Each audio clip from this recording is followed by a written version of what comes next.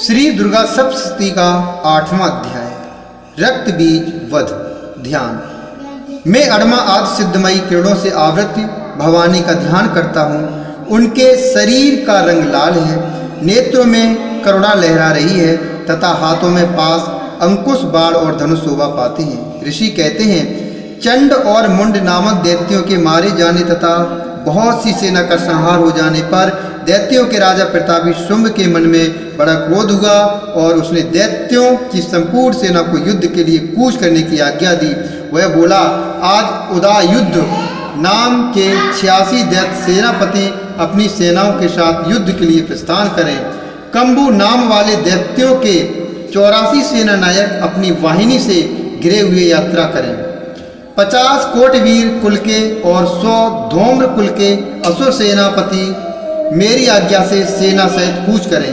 कालक, दोहर्द, मौर्य और काल के असुर भी युद्ध के लिए तैयार हो मेरी आज्ञा से तुरंत प्रस्थान करें। भयानक शासन करने वाला असुरराज शुंभ इस प्रकार आज्ञा दे शस्त्रों बड़ी बड़ी सेनाओं के साथ युद्ध के लिए प्रस्थित हुआ। उसकी अत्यंत भयंकर सेना आती देख चंडिका ने अपने धनुष की टंकार से पृथ्वी और आकाश के बीच का भाग गुंजा दिया। राजन, तदंतर देवी के सिंह ने भी बड़े जोर जोर से दहाड़ना आरंभ किया। फिर अंबिका ने घंटे के शब्द से उस ध्वनि को और भी बढ़ा दिया। धनुष की टंकार, सिंह की दहाड़ और घंटे की ध्वनि से संपूर्ण दिशाएं गूंज उठी। उस भयंकर शब्द से काली ने अपने विकराल मुख को और भी बढ़ा लिया तथा इस प्रकार वे विजयिनी हुई। उस तुमुल नाद को सुनकर दैत्यों की सेनाओं ने चारों ओर से आकर चंडिका देवी, सिंह तथा कालिका देवी को क्रोधपूर्वक घेर लिया। चंडिका देवी, सिंह तथा कालिका देवी को क्रोधपूर्वक घेर लिया। राजन, इसी बीच में असुरों के विनाश तथा देवताओं के अभ्युदय के लिए ब्रह्मा, शिव, कार्तिकेय, विष्णु तथा इंद्र आदि देवों की शक्तियां जो अत्यंत पराक्रम और बल से संपन्न थीं, उनके शरीरों से निकलकर उन्हीं के रूप में चंडिका देवी के पास गई। जिस देवता का जैसा रूप, जैसी वेशभूषा और जैसा वाहन है, ठीक वैसे ही साधनों से संपन्न हो उसकी शक्ति असुरों से युद्ध करने के लिए आई। सबसे पहले हंसयुक्त विमान पर बैठी हुई अक्षसूत्र और कमंडल से सुशोभित ब्रह्मा जी की शक्ति उपस्थित हुई, जिसे ब्रह्माणी कहते हैं। महादेव जी की शक्ति वृषभ पर आरूढ़ हो, हाथों में श्रेष्ठ त्रिशूल धारण किए, महानाग का कंकड़ पहने, मस्तक में चंद्र रेखा से विभूषित हो वहां आ पहुंची।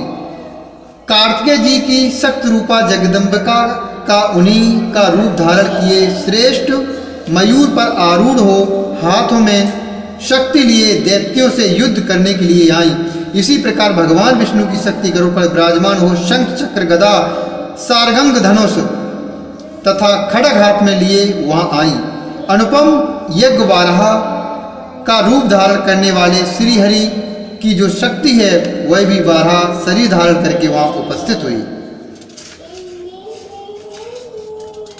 नारसिंगी शक्ति भी नरसिंह के समान शरीर धारण करके वहां आई। उसकी गर्दन के बालों के झटके से आकाश के तारे बिखरे पड़ते थे। इसी प्रकार इंद्र की शक्ति वज्र हाथ में लिए हुए गजराज ऐरावत पर बैठकर आई। उसके भी शस्त्र नेत्र थे। इंद्र का जैसा रूप है वैसा ही उसका भी था। तदंतर उन देव शक्तियों से घिरे हुए महादेव जी ने चंडिका से कहा, मेरी प्रसन्नता के लिए तुम शीघ्र ही इन असुरों का संहार करो। तब देवी के शरीर से अत्यंत भयानक और परम उग्र चंडिका शक्ति प्रकट हुई, जो सैकड़ों गीदड़ियों की भांति आवाज करने वाली थी। उस अपराजिता देवी ने धूमिल जटा वाले महादेव जी से कहा, भगवान, आप शुंभ निशुंभ के पास दूत बनकर जाइए और उन अत्यंत गर्वीले दानव शुंभ एवं निशुंभ दोनों से कहिए, साथ ही उनके अतिरिक्त भी जो दानव युद्ध के लिए वहां उपस्थित हों, उनको भी यह संदेश दीजिए, दैत्यों, यदि तुम जीवित रहना चाहते हो तो पाताल को लौट जाओ। इंद्र को त्रिलोकी का राज मिल जाए और देवता यज्ञ भाग का उपभोग करें। यदि बल के घमंड में आकर तुम युद्ध की अभिलाषा रखते हो तो आओ, मेरी सेवाएं अर्थात योगनियां तुम्हारी कच्चे मांस से तृप्त हों। क्योंकि उस देवी ने भगवान शिव को दूत के कार्य में नियुक्त किया था, इसलिए वह शिवदूती के नाम से संसार में विख्यात हुई। वे महादैत्य भी भगवान शिव के मुंह से देवी के वचन सुनकर क्रोध में भर गए और जहां कात्यायनी विराजमान थी उस ओर बढ़े। तदंतर वे दैत्य अमरस में भरकर पहले ही देवी के ऊपर बाण शक्ति और ऋषि आदि अस्त्रों की वृष्टि करने लगे। तब देवी ने भी खेल खेल में ही धनुष की टंकार की और उससे छोड़े हुए बड़े बड़े बाणों द्वारा दैत्यों के चलाए हुए बाण शूल शक्ति और फरसों को काट डाला। फिर काली उनके आगे होकर शत्रुओं को शूल के प्रहार से विदीर्ण करने लगी और खटवांग से उनका कचूमर निकालती हुई रणभूमि में विचरने लगी। ब्रह्माणी भी जिस ओर दौड़ती उसी ओर अपने कमंडल का जल छिड़ककर शत्रुओं के ओज और पराक्रम को नष्ट कर देती थी। महेश्वरी ने त्रिशूल से तथा वैष्णवी ने चक्र से और अत्यंत क्रोध में भरी हुई कुमार कार्तिकेय की शक्ति से दैत्यों का संहार आरंभ किया। इंद्र शक्ति के वज्र प्रहार से विदीर्ण सैकड़ों दैत्य दानव रक्त की धारा बहाते हुए पृथ्वी पर सो गए।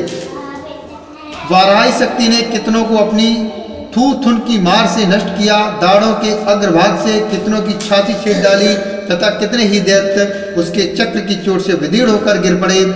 नारसिंही भी दूसरे महादैत्यों को अपने नखों से विदीर्ण करके खाती और सिंहनाद से दिशाओं एवं आकाश को गुंजाती हुई युद्ध क्षेत्र में विचरने लगी। कितने ही असुर सिद्धूती के प्रचंड अट्टहास से अत्यंत भयभीत हो पृथ्वी पर गिर पड़े और गिरने पर उन्हें शिवदूती ने उस समय अपना ग्रास बना लिया। इस प्रकार क्रोध में भरे हुए मात्रगणों को नाना प्रकार के उपायों से बड़े बड़े असुरों का मर्दन करते देख दैत्य सैनिक भाग खड़े हुए। मात्रगणों से पीड़ित दैत्यों को युद्ध से भागते देख रक्तबीज नामक महादैत्य क्रोध में भरकर युद्ध करने के लिए आया। उसके शरीर से जब रक्त की बूंद पृथ्वी पर गिरती तब उसी के समान शक्तिशाली एक दूसरा महादैत्य पृथ्वी पर पैदा हो जाता। महासुर रक्तबीज हाथ में गदा लेकर इंद्र शक्ति के साथ युद्ध करने लगा। तब इंद्र ने अपने वज्र से रक्तबीज को मारा। वज्र से घायल होने पर उसके शरीर से बहुत सा रक्त चूने लगा और उससे उसी के समान रूप तथा पराक्रम वाले योद्धा उत्पन्न होने लगे। उसके शरीर से रक्त की जितनी बूंदें गिरी उतने ही पुरुष उत्पन्न हो गए। वे सब रक्तबीज के समान ही वीरवान, बलवान तथा पराक्रमी थे।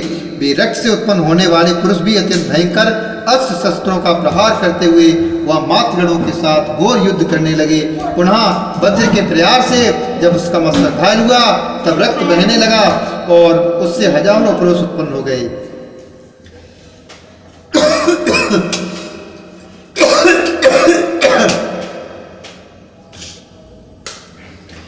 वैष्णवी ने युद्ध में रक्तबीज पर चक्र का प्रहार किया तथा इंद्र ने उस दैत्य सेनापति को गदा से चोट पहुंचाई। वैष्णवी के चक्र से घायल होने पर उसके शरीर से जो रक्त बहा और उससे जो उसी के बराबर आकार वाले शस्त्रों महादैत्य प्रकट हुए उनके द्वारा संपूर्ण जगत व्याप्त हो गया। कौमारी ने शक्ति से, वाराही ने खड़ग से और महेश्वरी ने त्रिशूल से महादैत्य रक्तबीज को घायल किया। क्रोध में भरे हुए उस महादैत्य रक्तबीज ने भी गदा से सभी मात्र शक्तियों पर पृथक पृथक प्रहार किया। शक्ति और शूल आदि से अनेक बार घायल होने पर जो उसके शरीर से रक्त की धारा पृथ्वी पर गिरी उससे भी निश्चय ही सैकड़ों असुर उत्पन्न हुए।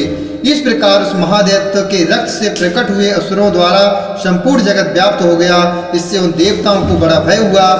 देवताओं को उदास देख चंडिका ने काली से शीघ्रतापूर्वक कहा, चामुंडे तुम अपना मुख और भी फैलाओ तथा मेरे शस्त्र पास से गिरने वाले रक्त बिंदुओं और उनसे उत्पन्न होने वाले महादैत्यों को तुम अपने इस उतावले मुख को से खा जाओ।